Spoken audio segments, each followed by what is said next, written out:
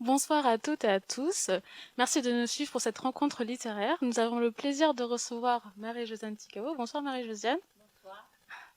Vous êtes l'autrice de Vivante et debout, paru aux éditions Carmonde il y a quelques jours de cela. C'est un livre de la collection En un mot. Vous êtes également militante au sein de l'association ATD Carmonde. Vous participez généralement au croisement des savoirs et aux universités populaires, où vous rencontrez d'autres militants et des personnes membres du mouvement. C'est là aussi que vous avez pu débloquer, vous avez pu avoir votre prise de parole puisque vous étiez bloqué finalement dans votre parole, mais ça nous allons le voir plus tard. Bonsoir Marie-Christine, merci d'être avec nous ce soir. Vous êtes alliée du mouvement depuis de nombreuses années maintenant et vous avez aidé Marie-Josiane dans l'écriture de son roman. D'accord, bonsoir, merci d'être avec nous. Donc, Vivante et debout, c'est votre témoignage, Marie-Josiane. Vous décrivez votre vie depuis votre enfant jusqu'à l'âge adulte. Vous expliquez que vous êtes né sur un établissement, donc une propriété agricole réunionnaise. Votre mère travaillait pour un petit salaire. Vous avez dû quitter l'école assez rapidement parce que finalement, vous avez dû travailler pour subvenir aux besoins de votre famille, ainsi que de vos frères et sœurs. Et vous expliquez que vous avez grandi sous le joug d'un beau-père qui était assez violent avec vous et vos frères et sœurs. Par la suite, une fois adulte, vous vous mariez avec un homme qui s'avère être assez violent physiquement et moralement. Et vous expliquez comment vous avez pu fuir cette situation et comment les personnes qui étaient autour de vous vous ont aidé à fuir cette situation qui n'était plus tenable pour vous. Donc, avant de rentrer dans le vif du sujet sur votre témoignage, j'aimerais savoir votre déclic. Qu'est-ce qui a fait en sorte que vous avez voulu écrire ce livre et parler de votre vie. Mais d'abord, comment vous êtes connue à TD Carmonde? Je connais ATD Carmonde par rapport, ah oui, par rapport, l'assistance sociale, elle m'a envoyé dans un centre, comme j'avais besoin de voir du monde et j'étais toute seule. Et dans cette association-là, ça veut dire qu'il y a des personnes qui sont toutes seules et des personnes, ils ont besoin de rencontrer d'autres personnes pour que, voilà, faut qu'on survit, quoi. Mais voilà, en étant là-dedans, l'assistance sociale m'a envoyé là-dedans. J'ai été, voilà, pour la première fois. Après, petit à petit, tous les jours, j'ai été là-bas. Et puis un beau jour comme ça, on était en train de travailler, discuter, faire des activités, tout ça. Il y avait une dame qui s'appelait Simone et puis un monsieur qui s'appelait Max. Et alors il m'a dit, mais est-ce que, enfin, si tu veux rencontrer d'autres associations, est-ce que tu voudrais bien nous accompagner Tu viens pour la première fois, tu regardes et puis après c'est toi si tu aimes machin. Je dis ben si je viens. Et puis ben voilà, je me trouvais la première fois, deuxième fois, tout ça, avec des petits réunions en salle, tout ça. Et puis ben un beau jour. J'étais à l'université populaire à Rennes là-bas. Et puis moi je voyais, je sais pas, je voyais la première fois, c'était un petit peu timide. Et puis comme moi j'étais une personne timide, je parlais pas, j'avais honte, j'avais peur. Et ça fait que j'étais encore là-dedans, tu vois. Et c'est à mes yeux de voir les autres parler. Je vois des gens qui parlent. Et puis dans l'assemblée, tout ça.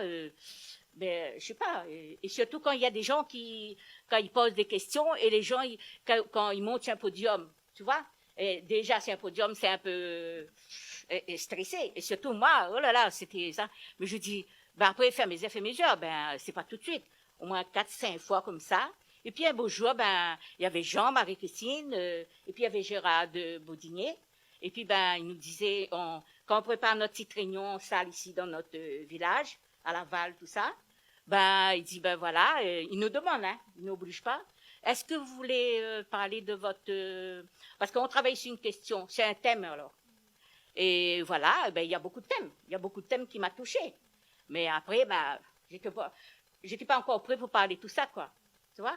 Et après, à un moment donné, je dis, il faut que... Voilà, en voyant les gens parler, et surtout quand ils montent sur le podium, là, oh là là, je dis, mon Dieu.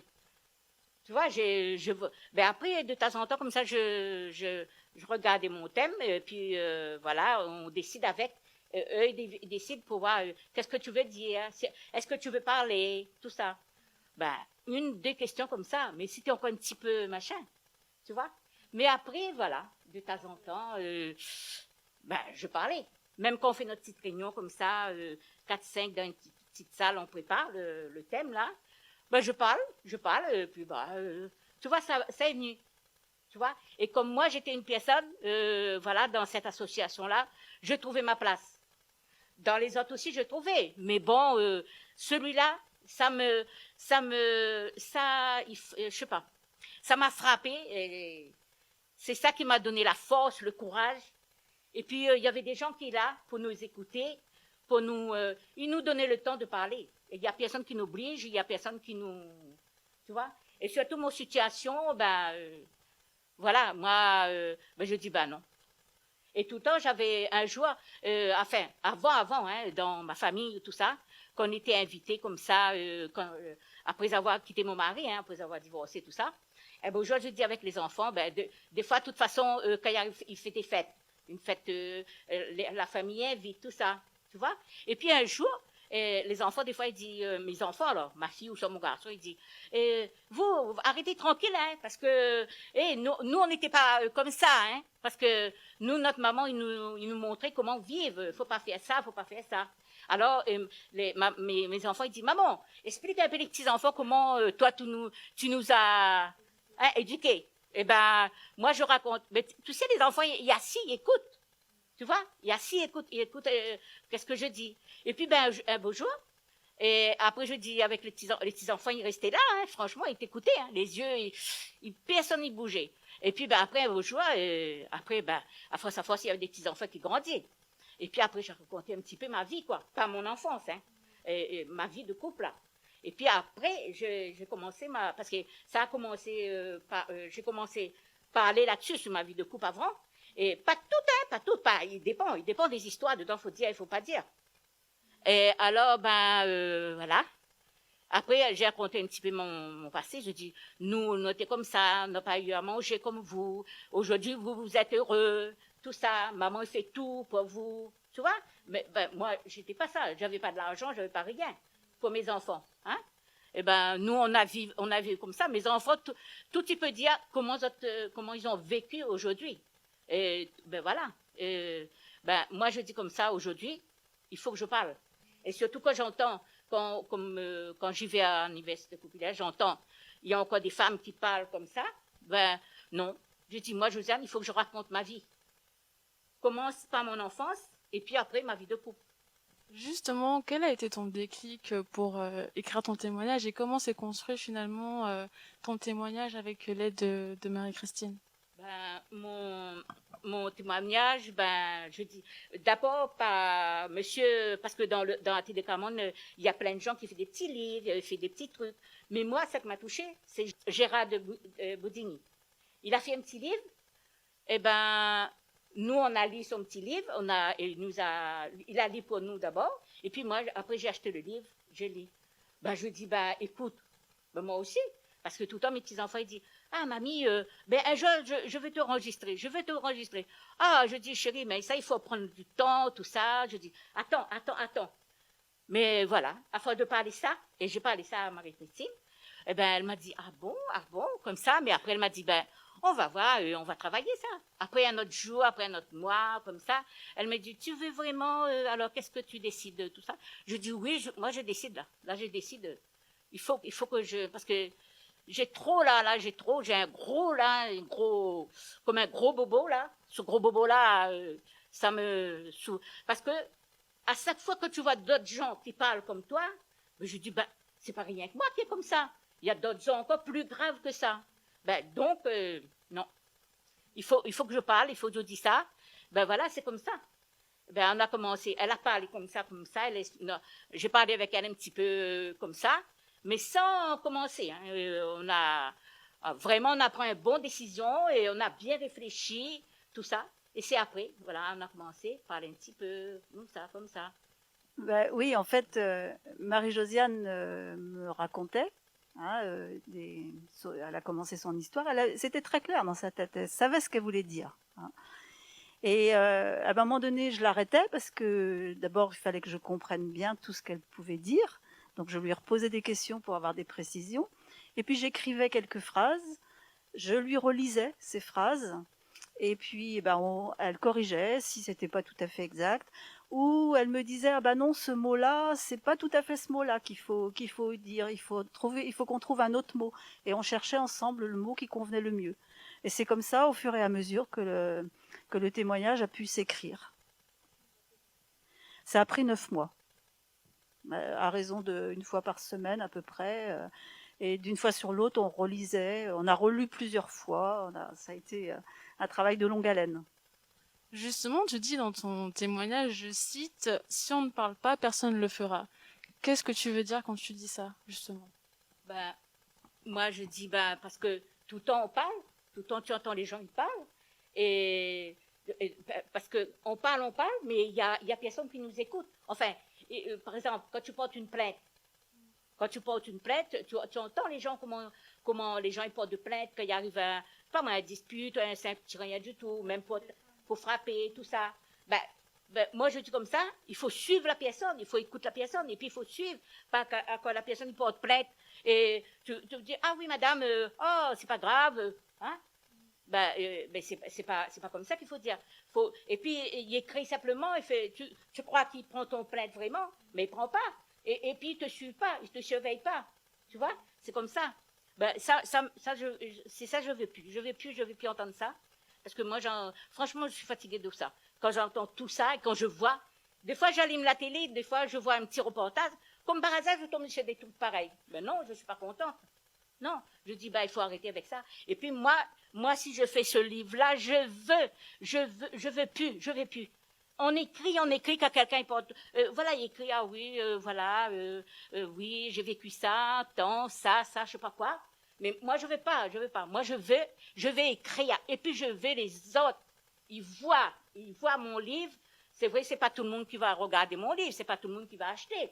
Mais le peu de monde qui va voir, qui va lire, je veux que eux aussi, il y a personne qui oblige, hein. C'est eux. J'espère qu'ils auraient l'envie, le courage, la force. Et moi, je lui dis ça, il faut pas avoir peur, il faut pas. Il faut avancer devant. Recule puis derrière, il faut avancer devant. Moi, je dis, il faut. C'est pour ça que je veux les autres aussi. Je donne courage, la force, la santé des autres, pour parler, pour oser de dire. Il faut plus avoir peur, hein, il faut plus, hein. Moi, je dis ça, hein. Justement, toi personnellement, tu dis que tu veux encourager les femmes à prendre le courage à parler de leur situation aux personnes qui sont autour d'eux. Et c'est vrai qu'en France, on a un gros problème pour les femmes qui partout, pour les femmes qui sont pas prises au sérieux lorsqu'elles vont à la police porter plainte. Mais ça, on va en parler plus tard aussi. Mais qu'est-ce que toi personnellement, ça t'a apporté d'écrire ton témoignage? Moi-même, si je savais écrire, là aujourd'hui, je parle. Mais je n'étais pas une personne comme ça, moi. Je parlais pas, moi. Même mes enfants, ils connaissent que je parlais pas dans la maison, rien. Il n'y a pas de dispute, pas rien, hein. Moi, je préfère cacher tout, hein. On dirait que j'avais un scotch sur ma bouche quand il m'arrivait quelque chose. C'est comme si que je prenais tout. C'est pas bien. C'est pas bien qu'on prend tout. Ça nous tue, ça nous crève, tu vois. C'est tout ça là, toutes les bêtises que tu reçois avec ton, hein. Bon. Je n'étais pas frappée, hein, ça je dis et je répète. Mais la menace, ça, franchement, si j'étais une personne que je rouvrais ma bouche, mais il y a longtemps, j'étais plus là. Même moi ou même mes enfants, hein, parce que mes enfants, ils ont reçu des menaces aussi, hein, beaucoup, hein. Mais c'est ça, je suis en colère, c'est ça, je veux plus. Parce qu'il y a des personnes aujourd'hui, des femmes, qui gagnent des coups et qui meurent sur le coup. La violence, les armes, tu vois, c'est ça, je veux plus. Mais moi, mon livre, j'ai pris du temps, mais j'ai fait et je suis contente. Mais franchement, moi je vous dis, j'ai dit à Marie-Christine, je vous remercie tout le monde, tout à Télécommande. Cette association-là, franchement, ça m'a fait vivre, il y a une grande porte à Télécommande, ça a ouvert pour moi. Parce que ça a commencé tout petit, et voilà. Mais je suis contente, hein. Mon livre, je suis contente. Et je veux que tout le monde lit mon livre, tout le monde. Tu disais aussi que c'était un gros bobo qui était guéri. Hein, le fait de pouvoir parler. Aujourd'hui, je me sens libre. Voilà, je parle, j'ai plus peur, je ris, je rigole. Ah non, moi j'ai dit, hein, j'ai plus peur. Même monter sur un podium aujourd'hui, j'ai plus peur. Hein. Non, non, non. Au début de ton témoignage, tu racontes que tu n'as pas connu ton père, que tu n'as pas eu de relation avec lui en fait. Et on se demande, parce que c'est quand même assez dur, est-ce que tu aurais souhaité avoir une relation avec ton père? Ben, je sais pas de relation comment, mais parce que t'es un père. Parce que si j'avais pas un père, j'aurais été pas là. Mais moi, je dis comme ça, un père. Il est là pour, je sais pas, aider ma maman. Même il a quitté ma maman. Il est là pour aider ma maman, je sais pas, donner, soit, parce que lui, il était un homme qui avait de l'argent. Il était un journalier agricole. Il avait de sous. Il avait la terre. Il avait beaucoup de choses. Mais voilà, moi je dis, je cherchais pas tout ça. Aujourd'hui, mais j'étais petit, je connaissais pas rien. Mais là, étant adulte, même quand j'étais jeune fille, j'avais mon deux garçons. Un beau jour, il y avait le grand-père qui travaillait avec mon papa et qui conduisait des engins agricoles. Il dit comme ça, ah oui, c'est vous avec voilà Josiane, tout ça. Ben voilà, il a présenté que c'était sa fille. Et puis ben un beau jour, il disait, ben viens, emmène 10 garçons, viens, il veut voir moi et puis il veut voir ses deux petits enfants. Mais sans plus, sans rien. C'est mon père. Oui, voilà, mon mari. Et puis on est parti avec, voilà. Mais sans plus, sans rien. Jusqu'à aujourd'hui, j'avais reçu rien. Ben voilà. Ma mère, il a fait tout, mais bon. Elle a fait tout comme, comment faut dire ça? Comme elle a pu. Mais elle voulait pas me donner, parce qu'il y avait plein de gens qui voulaient me prendre. Mais elle n'a pas voulu. Mais après, pour rester comme, je vous dis, je sais pas si c'est le chapitre, comment? S'il y a un autre chapitre avant, alors. Justement, est-ce que tu aurais voulu une reconnaissance un peu de ton père, qu'il reconnaisse ta naissance finalement? Ben oui. Moi, je serais content pour dire que j'ai un père. Hein? Ben, c'était sa maman. Un beau jour, c'est sa maman. Encore, pour connaître mon père, Stéphane et ma grand-mère, ils sortaient travailler dans l'établissement. Elle m'a dit comme ça, viens, je t'emmène voir quelqu'un. Et j'étais encore, mais là, je ne peux pas te dire quel âge que j'avais, ouais, enfant. Eh ben, elle m'a emmenée, j'ai arrivé là-bas, je voyais une dame, et puis il y avait il y avait 2 filles, puis il y avait une fille, elle est née à mon âge, et même année, tout ça. Et ben voilà, ils ont présenté comme ça, mais il était content de me voir, mais sans plus, sans rien. Même pas une flatterie, même pas rien. Non. Tu dis que tu as vécu des situations difficiles financièrement très jeune. Ta mère, elle était obligée de travailler sur l'établissement et elle te laissait bébé dans la case normale en fait. Et justement, c'est la patronne de ta mère qui venait parfois te nourrir. Mais ça, tu l'as pas su tout de suite. Tu l'as su quand tu étais adulte. Et qu'est-ce que ça t'a fait de savoir ça, en fait, finalement? Parce que ta mère, elle te laissait seule. Ben, ça m'a marqué parce que moi, je connaissais pas ça du tout. Parce que c'est quand que j'étais adulte, je travaillais dans des maisons. Et ben, un beau jour, par hasard, comme ça, je travaillais dans la ville capitale, dans un petit, je sais pas, un petit logement comme ça. Il y avait un jeune couple et j'ai travaillé pour eux, faire à manger, puis nettoyer la maison, tout ça. Et un beau jour, des fois, je voyais une dame qui descendait dans la rue comme ça.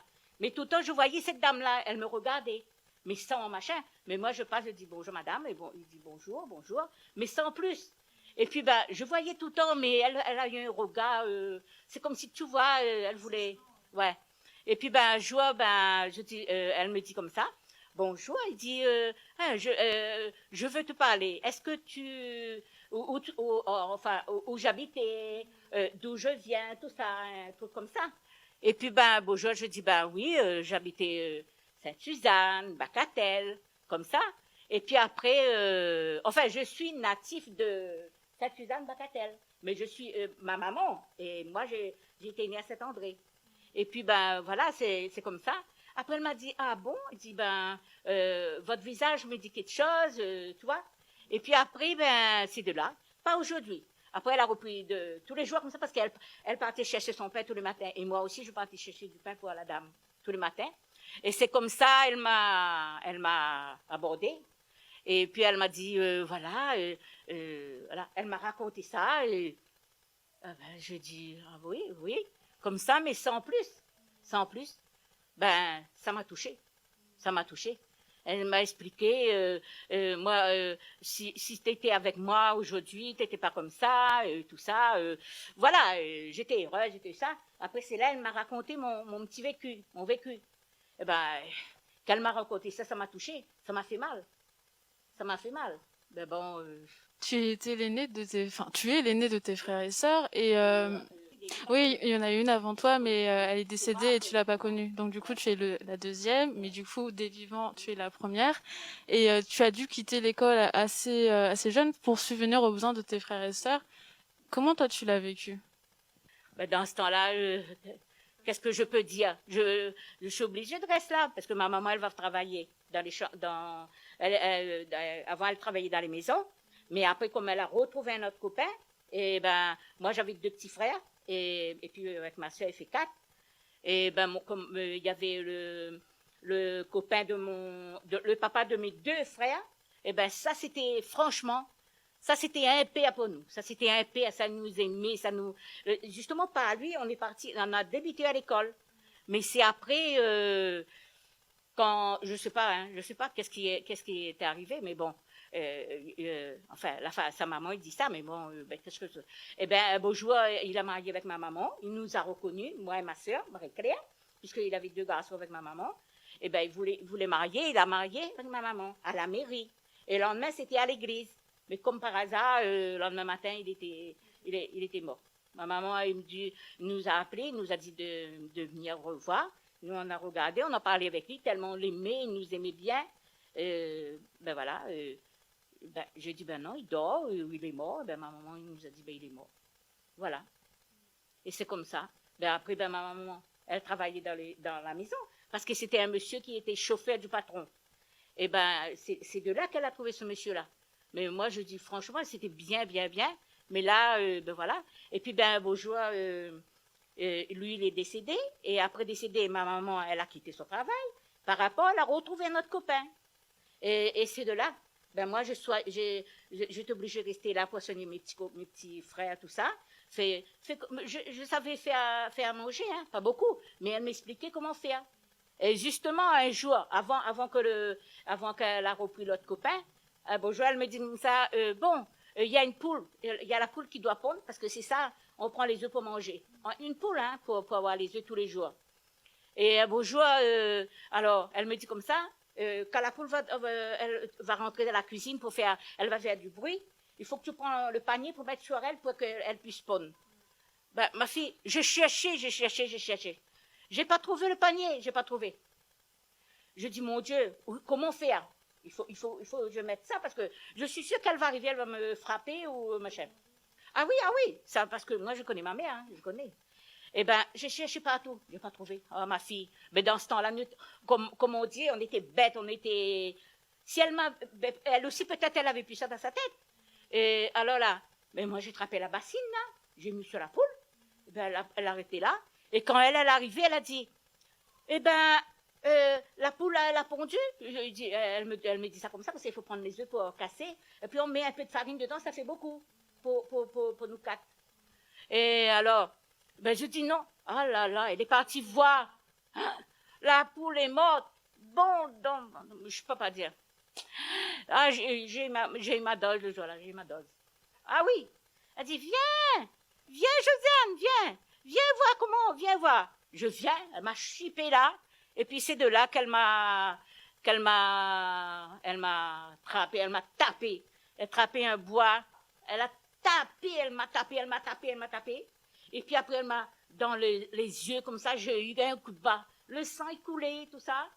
J'ai couru, mais quand j'ai couru là, elle lance le bois comme ça m'a touché encore. Et j'ai pleuré, j'ai pleuré. Après, les gens, ils passent, ils voient, parce que c'est dans une commune, dans un établissement comme ça. Elle a dit, ah ben, madame est-elle, quand tu frappes ton enfant comme ça, tout ça. Et il m'a dit comme ça, ben viens. Il m'a dit, il dit, non, touche pas, sinon, tu vois.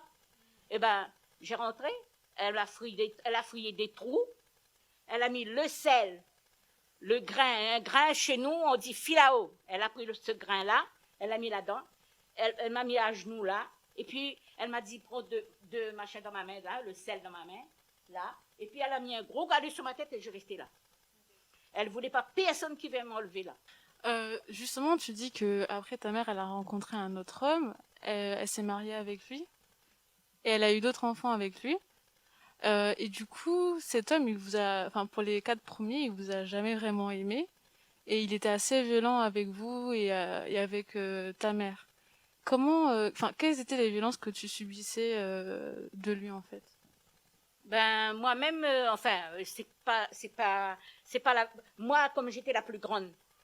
Tu vois, il m'a pas, en fait, trop la violence, non, mais il me parlait, il me fait peur, tout ça. Mais c'est mes 2 frères et ma sœur Marie-Claire.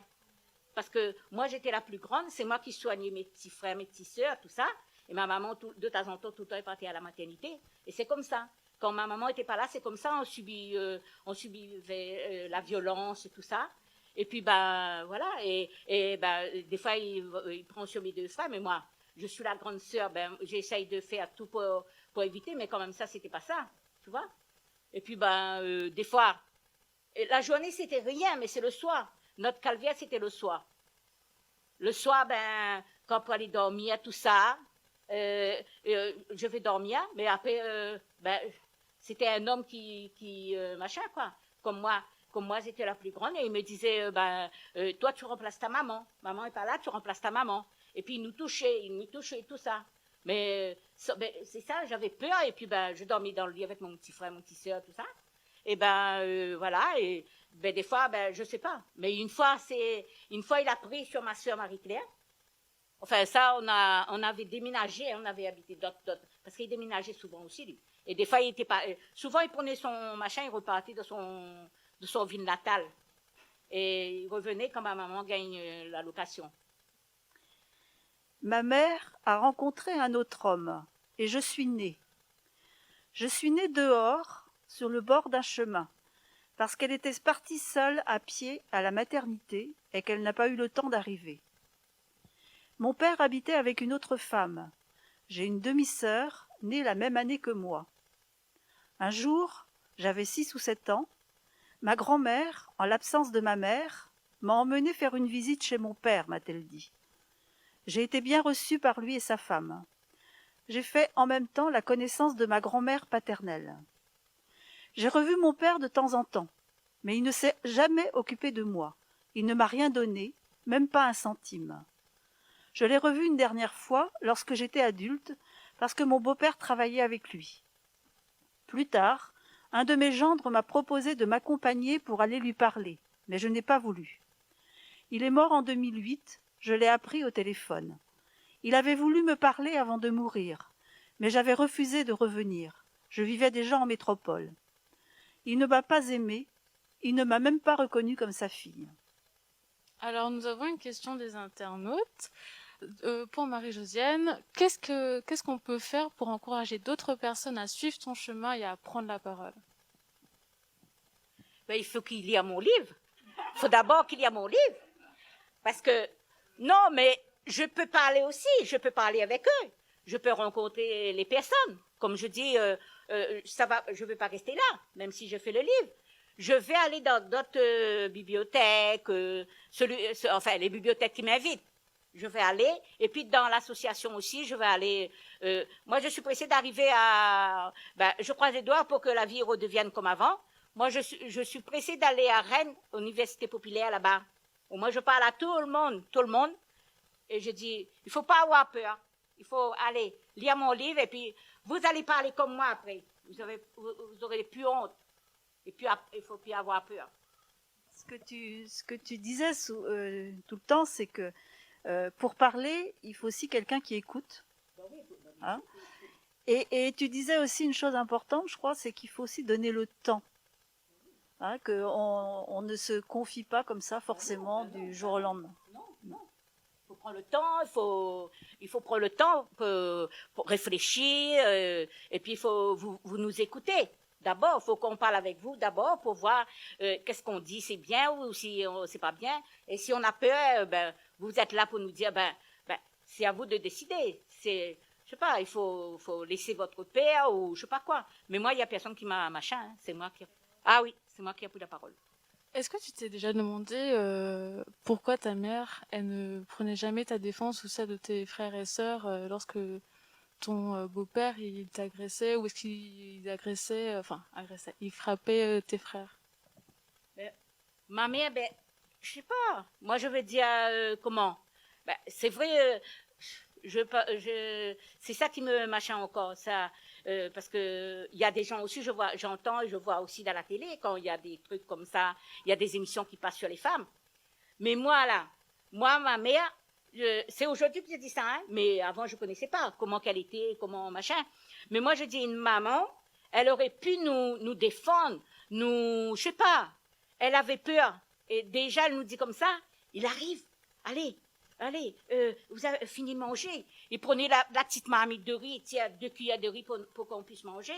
Après, elle passe comme ça dessus pour pas que lui voit qu'elle a tiré à manger pour nous. Et puis après, ben, il nous dit, allez, cachez, on rentre sous le lit, on rentre sous notre lit, encore le lit, la terre, dessous, hein, nous, dors là-dessus, voilà, on reste là. Et des fois, ben après, de plus en plus, quand on a grandi un petit peu, ben, on restait plus là, parce qu'il commençait à taper ma maman, frapper, tout ça. Ben, nous, on courait partout sur les gens, et les gens, ils nous donnaient des petites places, ils nous hébergeaient, tout ça. C'était comme ça, les voisins. Ils étaient gentils, mais il faut pas les voisins, il faut pas, lui, il connaît aussi qu'on va chez les voisins, hein. Et il faut pas qu'il connaisse. On va pas tout le temps chez la même personne, hein. Parce que sinon, ça, il va aller chercher la bagarre avec les gens. Mais en même temps, finalement, ta mère aussi, elle avait peut-être peur de ton beau-père, c'est pour ça que elle intervenait pas. Moi, je dis quand vous avez un enfant, c'est un chair à vous, hein. C'est ta chair et ton, hein, puisque ça sort dans vos entrailles, dans nos entrailles à nous. Mais je sais pas, ben, mais en tout cas pas moi. Hein. Moi, j'avais mes enfants. Franchement, il y avait même pas. Moi, j'ai défendu ça. Même pas mon mari, hein, même pas. Non, non, non, non, non. Au contraire, je disais mes enfants, quand le père arrivait une fois comme ça, il arrive, il dit, oh, il voit tout assis tranquillement, il n'y a pas rien qui bouge. Ah oui, puis il disait des gros mots, je ne dis pas les mots. Et puis, ben, voilà. Mais après, je dis, hey, des fois, il dit, mais papa, qu'est-ce qu'il y a? Chut. Je dis, chut, chut. Non, rien, rien, rien. Moi, je faisais silence pour pas que lui, il frappe les enfants. Tu vois? Moi, déjà, je me restais silencieux avec la peur et puis machin. Ben, moi, je faisais autant pour mes enfants. Parce que mes enfants, c'est cher à moi. Hein? Ben, lui, s'il voyait que c'était pas cher à lui, ben, moi, c'était cher à moi. Ah oui. Moi, j'ai défendu mes enfants. Hein. D'accord. Tu racontes dans tes témoignages que tu as pris soin de ta mère lorsqu'elle a fait un AVC, tu as été allée à l'hôpital, tu prenais soin d'elle, et qu'il y avait vraiment un poids sur ton cœur et que tu as discuté avec une infirmière qui t'a conseillé de parler avec ta mère. Et c'est à ce moment-là que tu as pardonné à ta mère tout ce qui s'était passé, tout ton passé. Pourquoi c'était aussi important de pardonner à ta mère? Parce que ça m'a réveillé mon enfance. Et ben, à force parce que sur la fin, c'était moi qui l'occupais plus bien. Enfin, je dis ça, plus bien, oui. Et puis, ben, moi, j'avais la patience, j'avais l'amour, tout ça. Mais tu vois, à force de la toucher, tu vois, c'était, hein, tu voyais ta chair et toi, ton cœur, il faisait quelque chose. C'est comme un, je sais pas, on va dire ça un courant, mais bon, c'est pas un courant, hein, c'est plus qu'un courant. Mais à chaque fois que j'ai touché, je passais des gants sur son visage, même des fois je changeais sa couche, tout ça. Mais non, oh là là, ça m'a réveillé quelque chose, ça, parce qu'il y avait quelque chose dans ma tête. Mais je croyais pas que j'aurais dit ça un jour, hein. Je croyais pas. Mais franchement, ça m'a trop touché. Et ben un beau jour, ben l'infirmière, Et ben, elle me dit comme ça, voilà, j'ai raconté elle m'a demandé, il y a une question qu'elle m'a posée, elle m'a dit, voilà, tu aimes bien ta maman, tout ça, tu occupes bien ta maman, tout ça. Voilà, elle m'a posé des petites questions comme ça. Mais moi, je lui ai dit, j'occupe ma maman, mais j'ai un gros, comment dire ça? C'est comme un gros poids, mais bon, j'ai un mot, mais je trouve pas le mot là. Mais il y a longtemps que ça est là. Et ben, je dis comme ça. Après, elle m'a dit, ah bon, est-ce que tu voulais bien parler avec moi, m'expliquer ça? Je dis oui, si machin. Elle m'a dit, ben, prends ton temps, réfléchis bien, qu'est-ce que tu as à dire, et puis un jour tu vas me dire ça. Et on va arranger ça. Elle m'a dit comme ça, elle va arranger ça pour moi. Je dis, ah bon, ben, je pensais pas comment elle va arranger ça. Et puis, ben, beau jour, ben, après un bon moment, même, 2, 3, je sais plus, un mois après ou quoi, elle m'a dit, ben, voilà, Josiane, je voulais te dire quelque chose. Est-ce que tu es prêt pour parler avec ta maman? Parce qu'il faut en profiter, parce qu'on ne sait pas. Aujourd'hui, comme demain, elle peut fermer son yeux.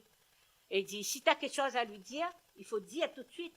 Parce qu'elle te voit, elle t'entend, mais elle ne parle pas trop. Mais elle fait simplement, mais elle touche, elle trappe, tout ça. Ben voilà. Ben, un beau jour, j'ai expliqué l'infirmière.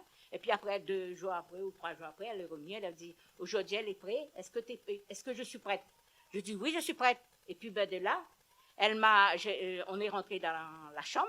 Et puis, ben voilà, j'ai tenu sa main, j'ai parlé avec elle.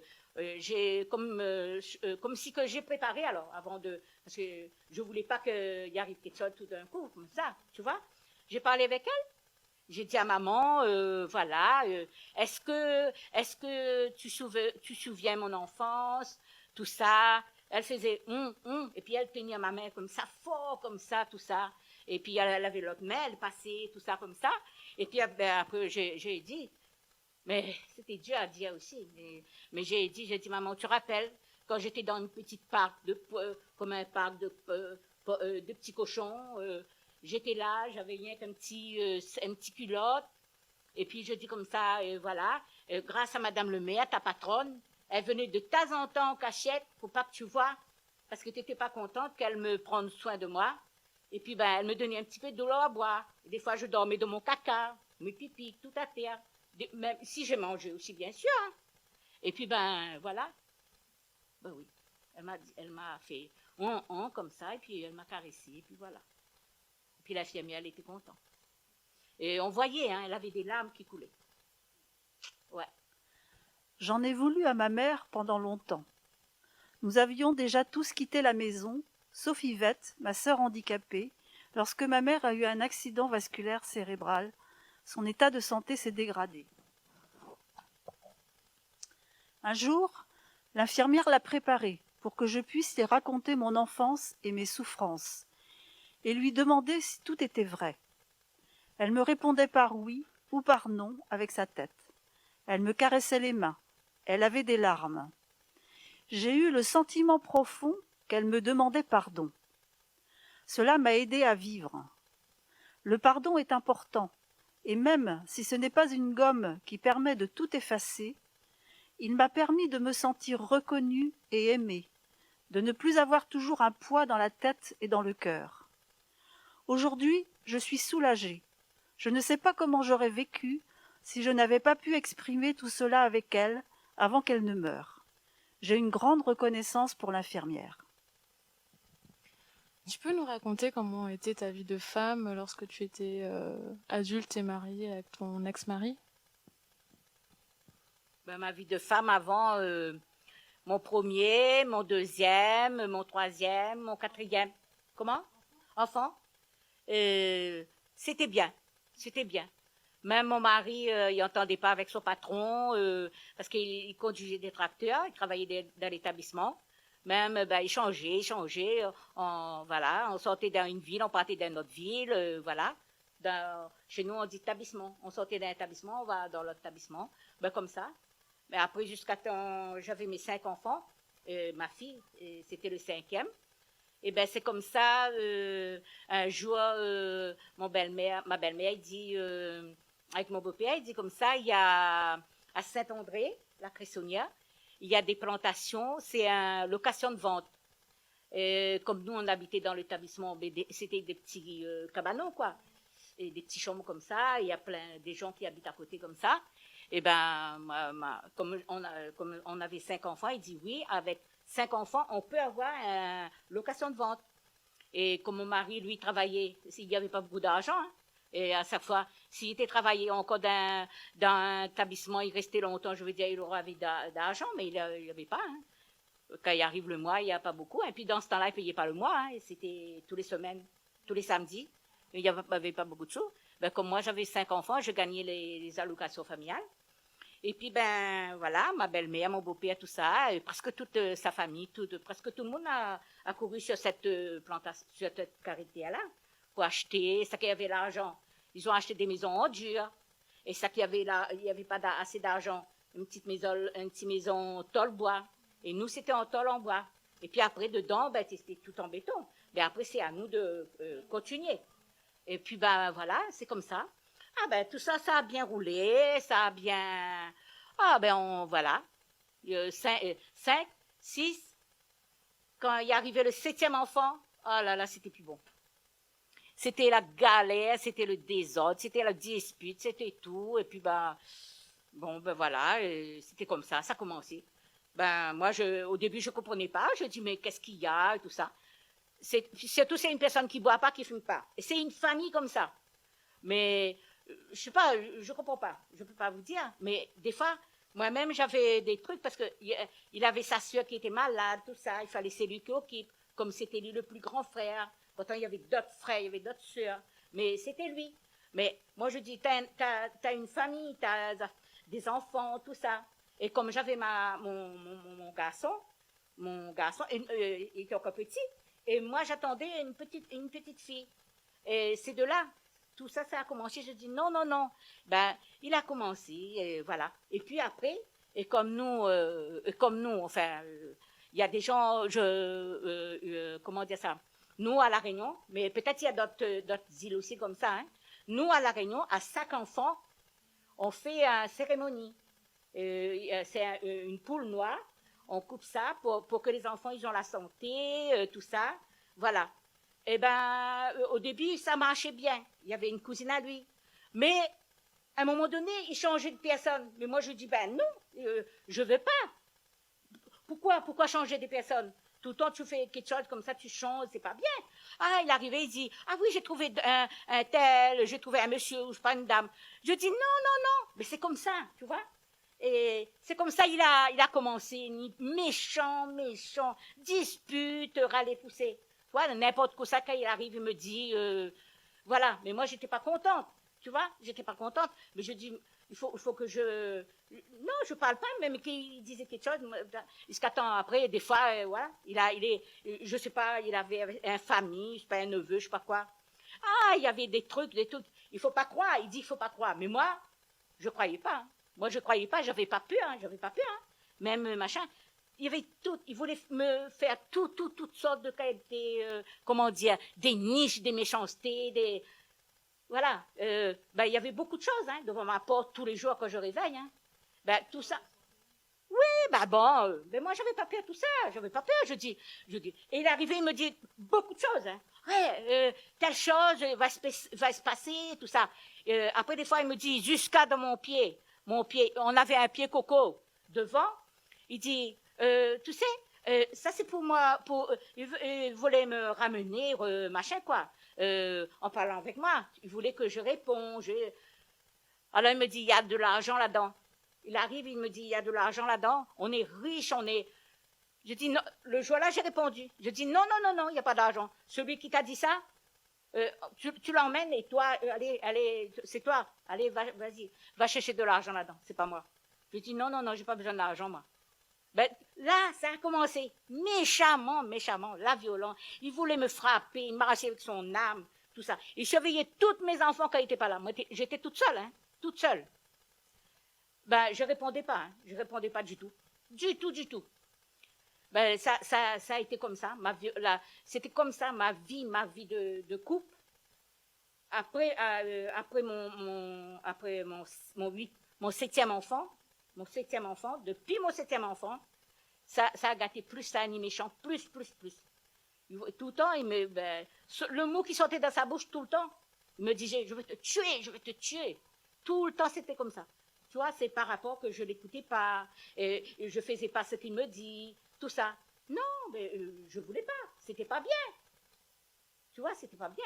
Mais après, un beau jour, il y avait le copain de mon fils, mon 2 fils étaient là, mais ici à la métropole, et il y avait un jeune qui s'appelait Marie, un jeune, il était gentil, un rayonné. Il est passé chez moi, il m'a dit, et mes enfants m'ont dit aussi, il m'a dit, maman, il y a un copain qui vient, si tu as quelque chose pour envoyer pour nous, parce que tout le temps je dis, je vais envoyer quelque chose pour eux, mais je ne peux pas. Et comme lui, il est venu en vacances, je dis, oui.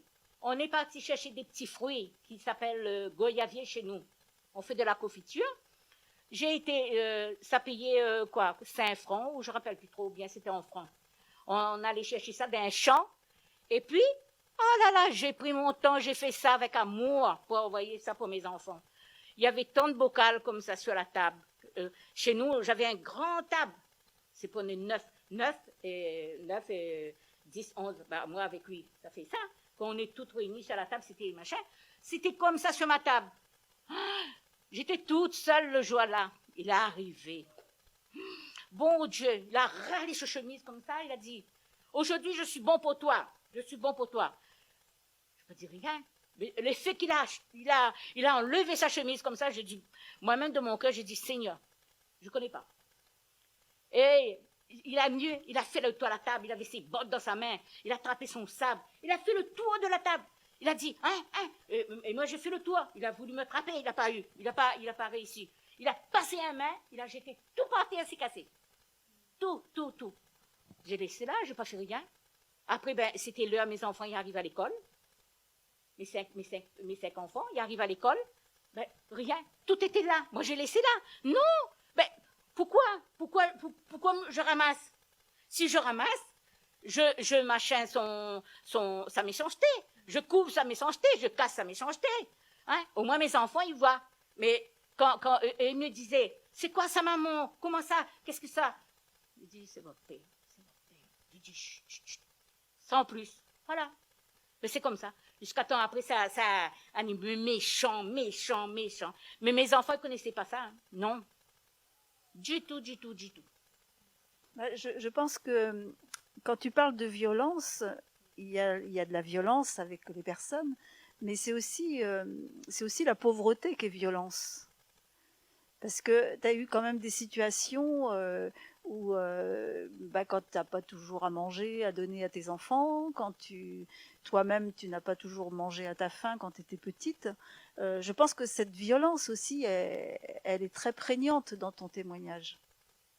Mais oui, mais moi, comme je dis, moi je préférais qu'on n'avait pas à manger, parce que ça, on trouve, comme chez nous on dit, on fait un lot café, un peu de sucre dedans, ou un petit bout de pain rassis. Mes enfants, il y avait assez pour ça. Mais il vaut mieux qu'on n'avait pas à manger, quand je subis toutes ces paroles méchantes, sales, dégueulasses. Tu vois, c'est ça. La vie a continué tant bien que mal. Il devenait agressif, même avec les enfants.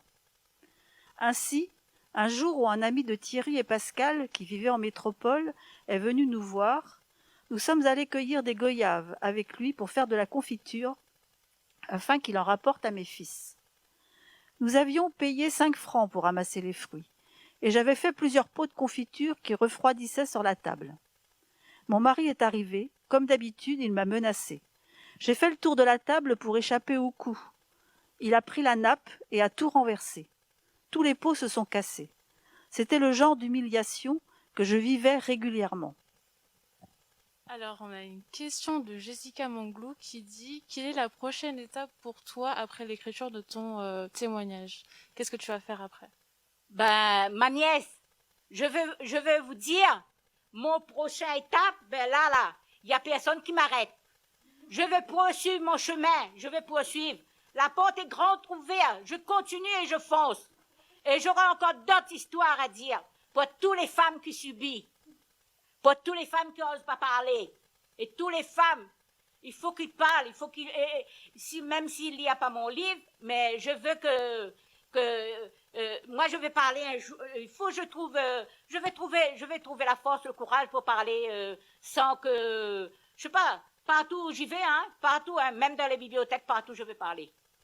Même dans je vais dire, je sais pas moi, je peux aller dans la rue, partout, je parle pour les femmes. Et je veux plus entendre les femmes souffrir de matière comme ça. Franchement, ça me fait mal. Et ça me fait souvenir mon passé, mon présent. Voilà. Donc, ce qui est vraiment important pour toi, c'est de partager ton expérience et que les femmes parlent de leur souffrance et trouvent des solutions ensemble pour que ça ne continue plus. Mais c'est quand même désarmant de voir que ce soit pour l'histoire de ta mère ou pour ton histoire, ce sont les femmes qui entretiennent la famille, qui travaillent pour les enfants, qui prennent soin des enfants. Les hommes, parfois, on sait même pas où ils sont. Et pourquoi, d'après toi, les hommes sont aussi violents, enfin, dans le cadre de ton ex-mari et de ton beau-père, pourquoi, d'après toi, ils étaient aussi violents? Est-ce que c'était culturel, parce qu'ils avaient déjà vu ça, donc ils ont répété le schéma qu'ils avaient connu, ou c'était parce qu'ils avaient des difficultés au travail? D'après toi, c'était quoi la raison pour laquelle ils étaient violents? Là-dessus, j'essaye de comprendre, mais c'était pas le cas de mon mari, Parce que j'ai jamais connu que mon mari, étant dans sa jeunesse, même tout ça, il a pas passé enfin, il n'était pas malade, il n'était pas quelqu'un malade, il n'était pas, non, j'ai pas connu du tout. Mais j'entends des fois, je regarde des reportages, je comprends qu'il y a des jeunes, même des filles, même des garçons, quand ils se marient ou quand ils se rencontrent quelqu'un, ils se font une vie, il y a des enfants, parce que c'est des personnes qu'ils ont vécu, leur maman et leur papa, ils ont vécu. Et eux, ils ont grandi avec ça. Tu vois, voilà quoi. Ils ont baigné là-dedans, ils ont écouté ça, ça est resté sur le cœur, tout ça. Tu vois? Je comprends. Parce que, c'était méchant, parce que là-dedans, il y avait la maman, le papa qui parlait, qui discutait, tu vois? Tandis que moi, mes enfants, non, il n'y avait rien que leur père. Mais en plus, ils ne voyaient pas. Ils ne voyaient pas ce que leur père disait. Ils ne voyaient pas la menace que leur père il me faisait. Tu vois? C'est quoi ça? Mais là, dans les cas des autres personnes, parce que eux, ils ont vu. Et des fois, ils peuvent rentrer dedans. Maman, arrête, papa, arrête. Tu vois? C'est comme ça, ils ont grandi avec ça. Ils ont ça dans leur sang. C'est quoi ça aujourd'hui? Il arrive des accrochages dans leur ménage, dans machin. Tu vois?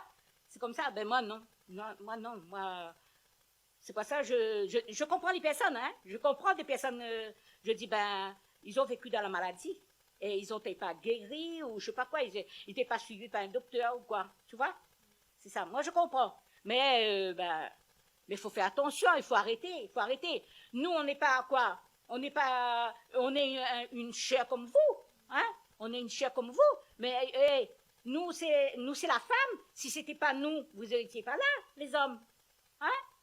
Moi, je dis, il faut faire attention. Il faut arrêter.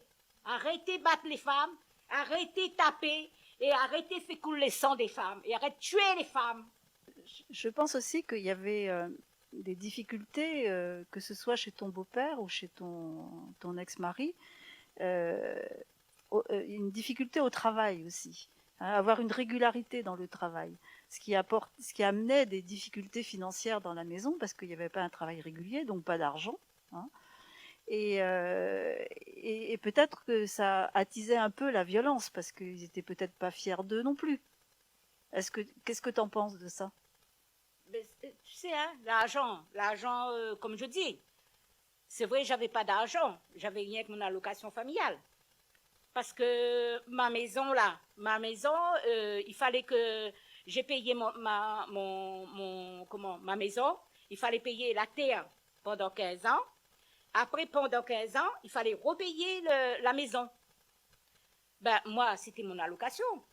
Tous les mois, voilà, je regardais ça, et puis à chaque fois qu'il restait un petit monnaie, tous les crédits passés, je vais chercher ça, ce qui reste pour faire le besoin de mes enfants, la nourriture, des petits linges, enfin, ça que je peux. Tu vois? Et dans ce temps-là, nous, les enfants, là, on cherchait pas, mes enfants ne cherchaient pas habillés comme, je sais pas, je veux pas ça, je veux ça, je veux pas ça. Non, non. Mes 4 garçons, ils habillaient pareil. Pareil. Et mes 2 filles, pareil. Alors, il n'y avait pas de préférence, il n'y avait pas rien. Ça que j'ai donné, ils étaient contents. Ils ne cherchaient pas d'autre chose. Mais lui, ben bon. Après, ben, il a arrêté, il est parti travailler. Tu crois qu'il s'est travaillé. Un instant, il est arrivé, tout ça. Et puis, ben, il n'avait pas de sous. À un moment donné, mes enfants, mes quatre premiers, l'école était finie. Ils ont fait, mes deux garçons, tout ça, il avait pris l'école. Enfin, ils partaient puis l'école parce qu'ils avaient passé un, je sais pas, comme un, je sais plus comment il faut dire ça. Pas un bac, hein, mais un CAP. Ben, après, ben voilà, il avait pris l'école. Mes enfants, ils faisaient des petits boulots, des petits trucs par là. Et ils emmenaient les sous, ils me donnaient. C'était avec ça, moi, j'ai dépoissonné les petits frères et les petites sœurs. Tu vois? Mais lui, à un moment donné, il me donnait plus rien, il n'y avait plus d'argent, il arrive. Au contraire, s'il trouve dans la marmite et il a mangé, il passe dans la cuisine, il mange tout, puis le marmite, il fout là-bas, il a plus. Voilà. Et puis, ben, je dis la prochaine fois, je dis non, c'est pas moi qui a mettre là-dedans, c'est mes enfants. Je ramasse, je mets des petits bols, je ramasse, je mets là-bas. Ah non, moi, non, hein. Moi, franchement, là, j'en profite, il faut que je dise tout ça. Au moins, non, mais ça c'est pas mentir, ça, hein, c'est la vérité. Moi, je dis tout. Au moins les hommes, là, ils vont prendre un peu l'exemple. Arrête. Franchement. Dernière question, comment tu as trouvé la force de quitter ton ex-mari? Ben, pour quitter, j'ai réfléchi, hein, et j'ai pris du temps. Parce que moi, là, je voulais pas partir, moi. Parce que, je dis, c'est pas à moi l'argent, hein, c'est pas à moi, hein. L'argent, c'est l'argent de mes enfants. C'est la source de mes enfants. Grâce à mes enfants, si la maison là, on a payé. Hein? Tu vois, on a eu ça. Ben, je voulais pas partir. Je voulais pas. Ben, à un moment donné, je dis, je veux pas, quand il a voulu frapper les enfants, tout ça, menacer mes enfants, mes quatre étaient partis, ça. Mon 2 garçons, premier, il était à la métropole, et les 2, une à Saint-Denis, et l'autre était de l'autre côté, il me restait 5 dans la maison. Ben, c'est de là, il est venu encore plus violent encore. Tu vois? Et ben, je dis comme ça, ben non, il faut que je réfléchisse. Mais tout le temps, il me disputait, ben, par rapport, je parlais pas. Par rapport, rien, je bougeais pas, rien. Ben, il parlait, il disait, mais tout le temps, il me menaçait. Ben, il me dit, si tu bouges là, je te tue là. À chaque fois, c'était ça. À chaque fois, c'était ça, sa parole. Ben non, moi, non. Et puis... Je pense que c'est quand tes enfants ont été menacés aussi que tu as pris la décision de partir. Oui, ça c'est après. Parce que mes enfants, dans le milieu comme ça, mes 5 enfants, il y avait mes deux garçons, et puis il y avait les 2 cousins. Un beau jour, notre cuisine, la pluie qui tombe, il coule, comme ça, il fait des machins. Il dit, ben maman, on va arranger ça, tu vois, avec les 2 cousins. Et moi, j'étais dans la chambre, j'étais en train de mettre un petit peu de l'ordre, tout ça, comme ça. Et ben, un beau jour, il arrive, et il avait les 3 petits étaient dans la salle, là, pour regarder la télé. Et alors il arrive, il croyait que j'étais toute seule. Il arrive, il met sa main comme ça, et puis il avait son sac de sa main comme ça, à la porte comme ça, il dit comme ça. Alors, et puis il crie après moi, il dit voilà, aujourd'hui il est bon pour moi. Et voilà, il dit encore, il va me tuer encore. Ah ben non, mais là j'étais pas toute seule là, et il savait pas ça.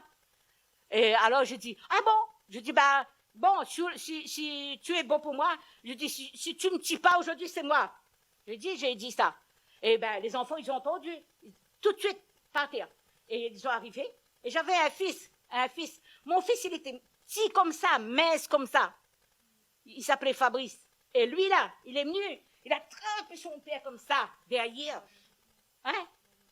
Ben voilà. Mais non, s'il y a pour dire, je dis, la prochaine fois, il sera une prochaine fois. Merci beaucoup de nous avoir suivis. Merci beaucoup Marie-Josiane d'avoir partagé ton témoignage. Pour moi, il faut une journée. Prochaine rencontre à bientôt. Bah oui. J'espère qu'il y aura une prochaine. J'espère aussi. Bah merci beaucoup. Hein. Et puis toutes les femmes qui m'entendent, n'ayez pas peur.